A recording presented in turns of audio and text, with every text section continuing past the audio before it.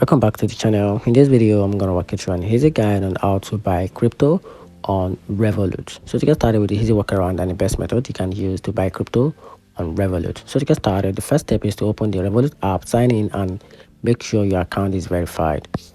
So once that is done, add money. Then to add money, tap add money and fund your Revolut account with your preferred payment method.